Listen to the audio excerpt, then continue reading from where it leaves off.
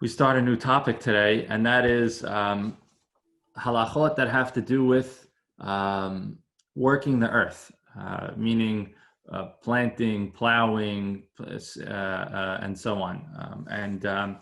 This area of halacha, now we're going to, some of the things that we spoke about. Let me back up. The book is not in the order that I would necessarily do things in terms of. The book that I'm using is not in the order I would necessarily teach things in terms of going back to where the sources are. So some of the things that we learned that were forbidden because of the decree of the Chachamim in order to protect certain things. And some of the things were asur from the Torah. And I really, in general, when I teach Hilkhot Shabbat, I always prefer to start with the Torah laws and then expand to the Rabbanan laws, but it's not the way that the book is written, which is fine, because you could, we do little by little. It's not a huge problem. So where do these laws come from? These are some of the most primary laws in the Torah in terms of Shabbat, and that is the laws of planting things. And where does it come from? As we've said before, most of the things, and certainly the things from the Torah that are forbidden on Shabbat, are forbidden because they were done in some way in preparation for and building the Mishkan. So where was planting done in building the Mishkan? There's a couple of different opinions, but one that's very clear is that the Mishkan had a good deal of tapestry involved, a lot of different fabrics and cloths that were used, as a tent, those fabrics were dyed various different colors, D-Y-E-D, right? The wholesalers should certainly, people in the fabric industry should understand. So how do dyes get made? So the way that they get made is that you plant a seed in the ground, depending on the color that you want. That would be a different type of seed you would plant. You grow, you raise, you pluck it from the ground, and then you put it into you grind it and put it into a pot and heat it up and stir it, and it becomes a different color.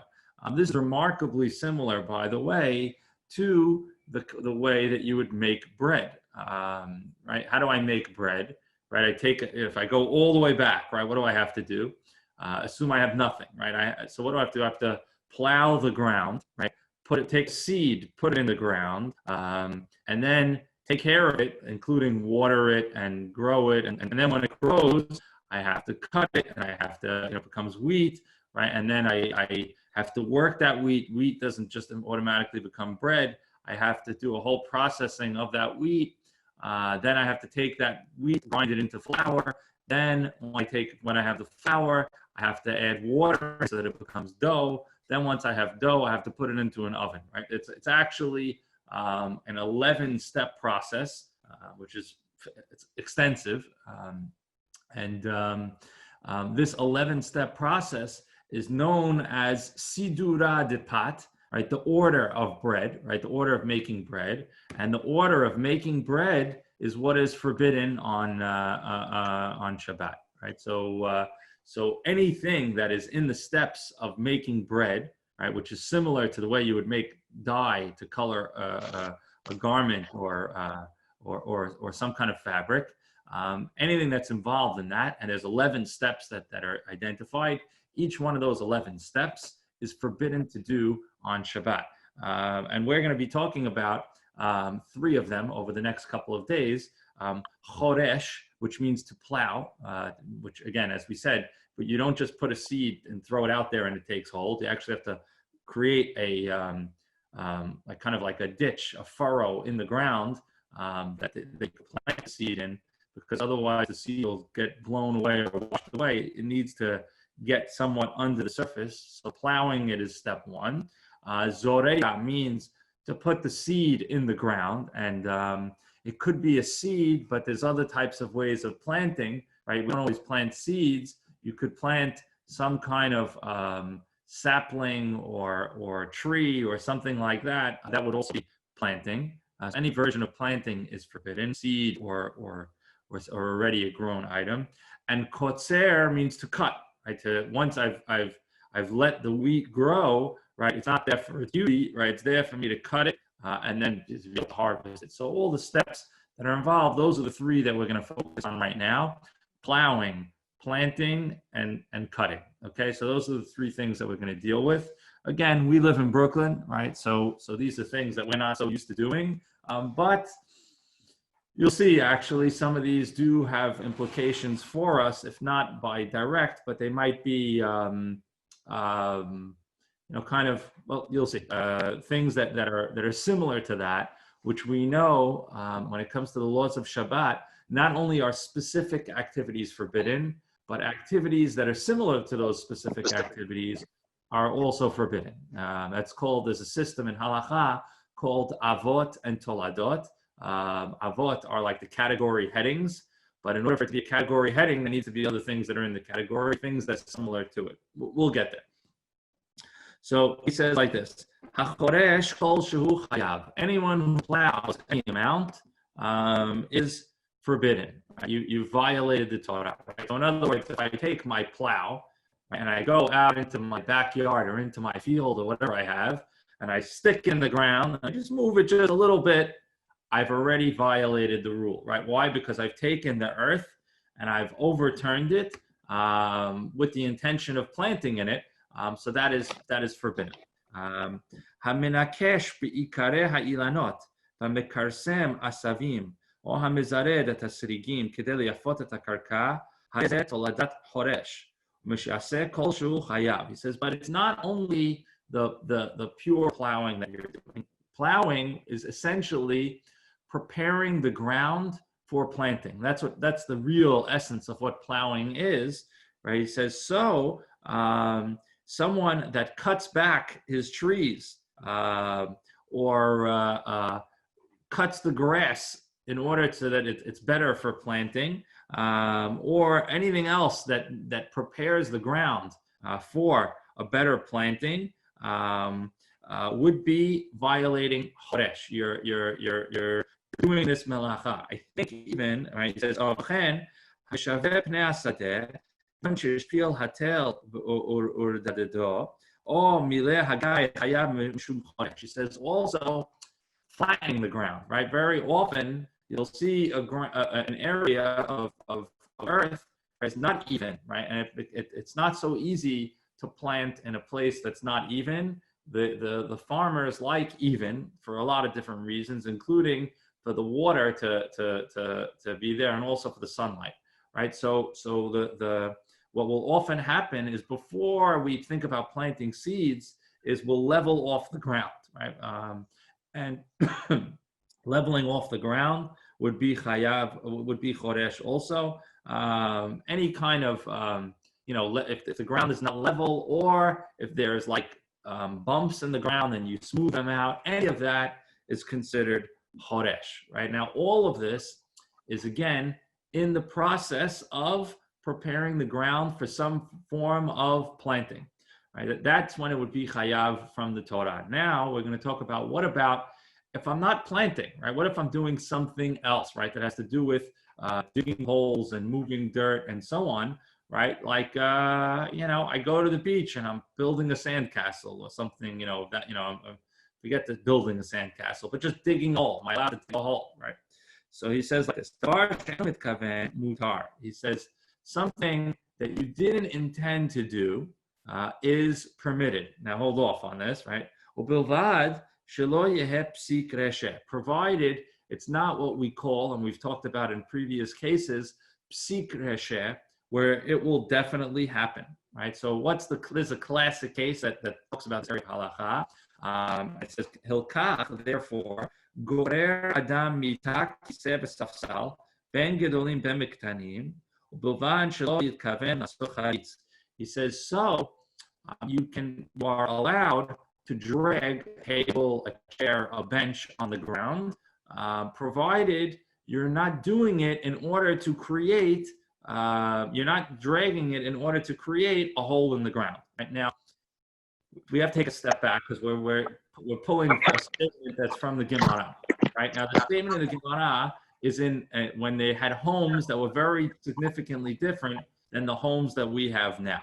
right? And any home that you walk into in the United States of America, just about, I don't know, I haven't been in West Virginia, but most places, right, when you walk into the house, there's a floor that is either wood or tile or something, right? You don't have natural floors, right? In other words, you don't walk into someone's house and it's the ground, right? That doesn't exist in our world. I don't know if anyone's ever seen it. There are places that are like that. If you go to, there's probably some places in America, but not many anymore, right? But if you go to like India or Bangladesh or so on, and they live in, these like huts or shanties or whatever you call them, right?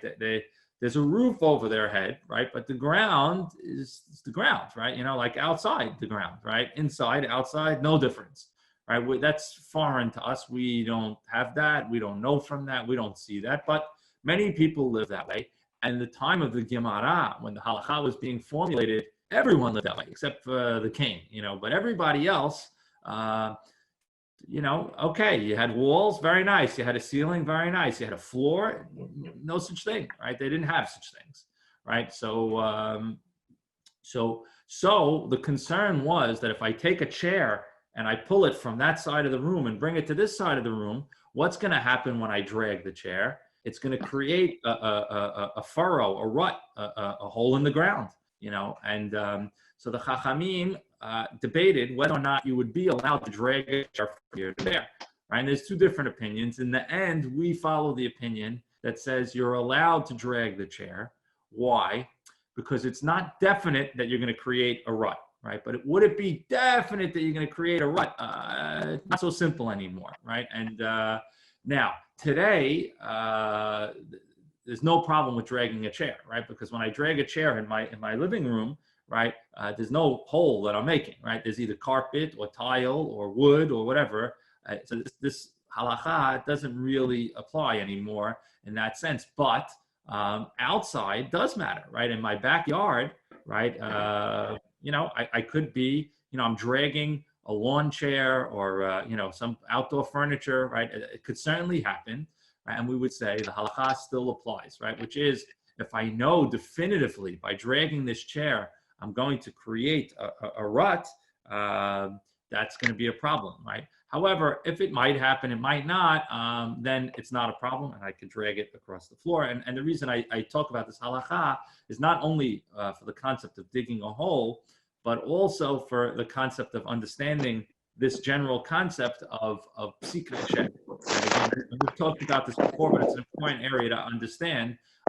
When I do something that I don't have intention, when I do something and the consequence of what I'm doing might be something that I don't intend to do, but will not be allowed.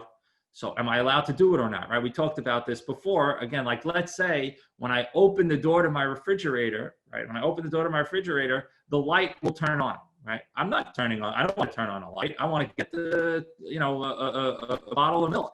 I don't want to turn a light on.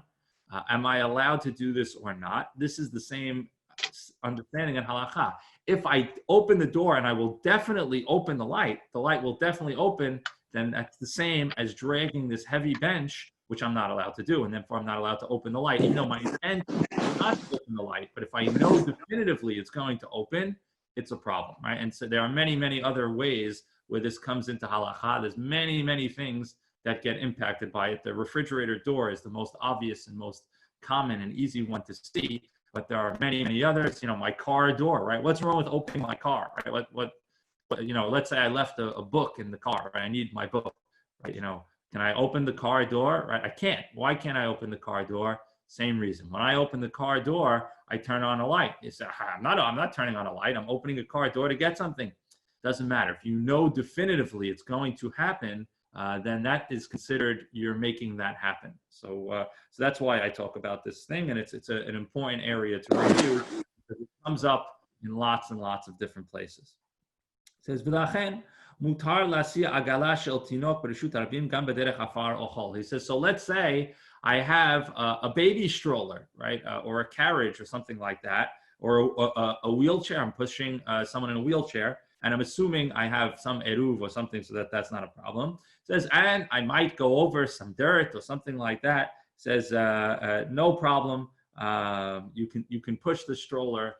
This is because it doesn't definitively happen. It's not what you're intending to do. That combination makes it allowed, and therefore not a problem. So that's that book's take on digging a hole on Shabbat. If there's any questions on that, otherwise I'm going to move on to the next piece. Okay, great. The next piece is a little more extensive. It's called Zoreya. Zoreya means planting a seed, but as we're going to see, there's a lot more than planting the seed. We're just going to get started today, we'll get started today. It'll take a day or two. Okay. So we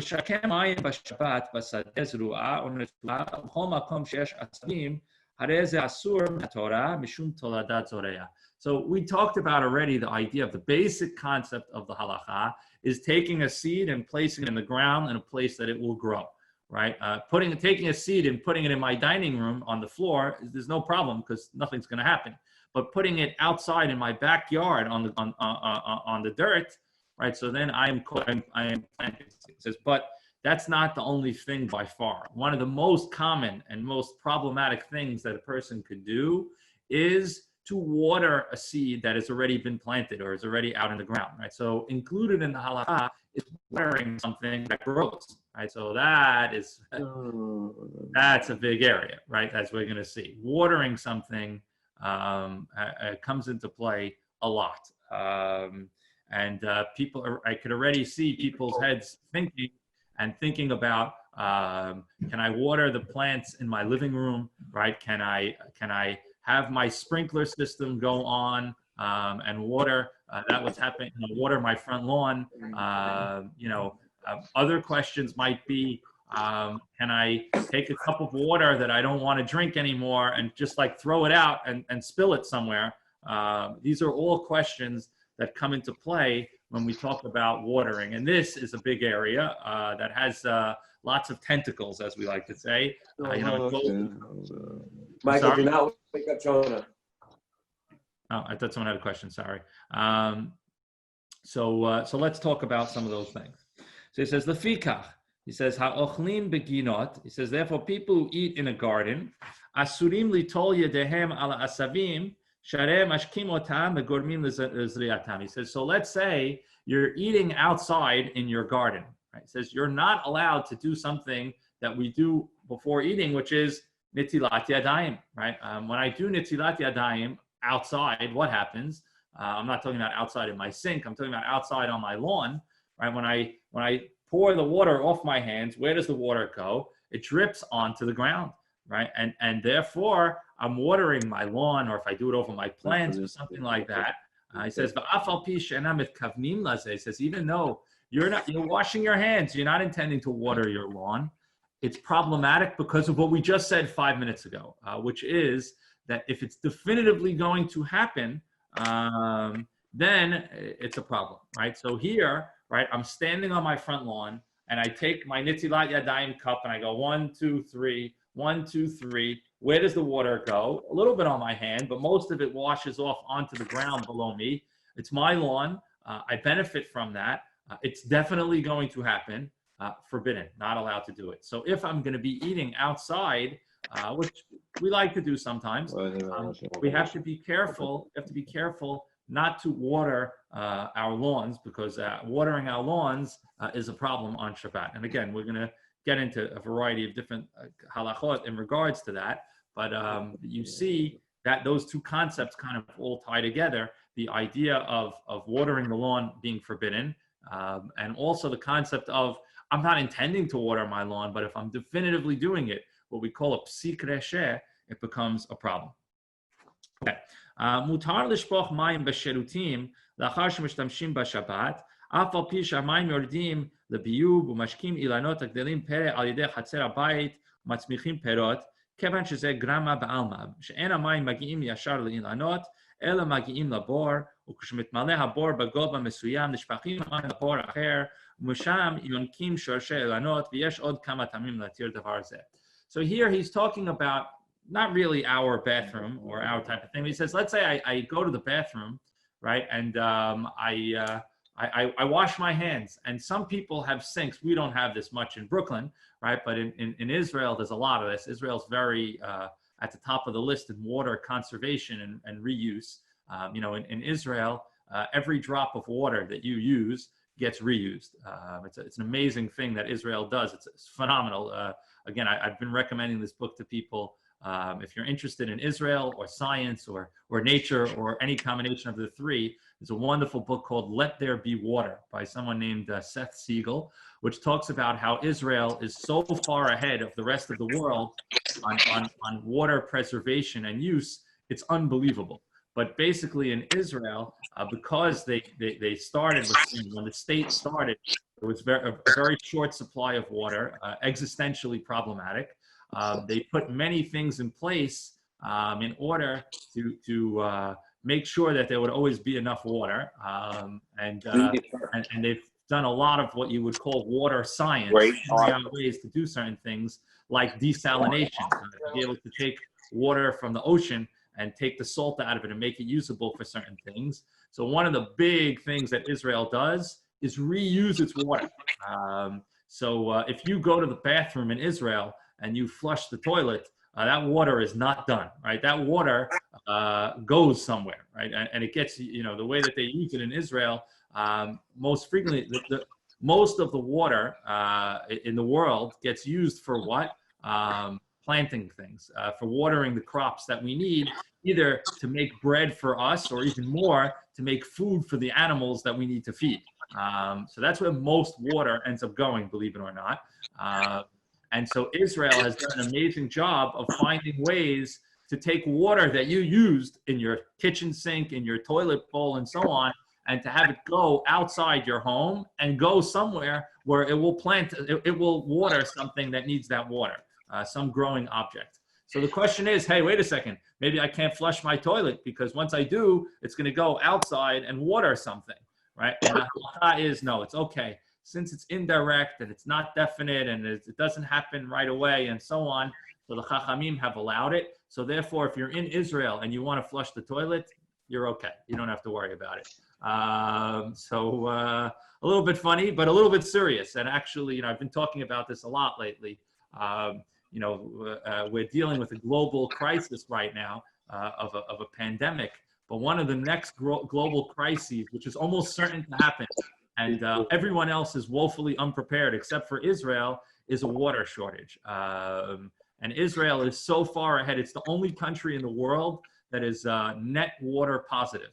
It's an amazing thing. It's the only country in the whole planet that increases the amount of water that it has instead of using the water. And as the planet grows with billions and billions of people, the water supply doesn't.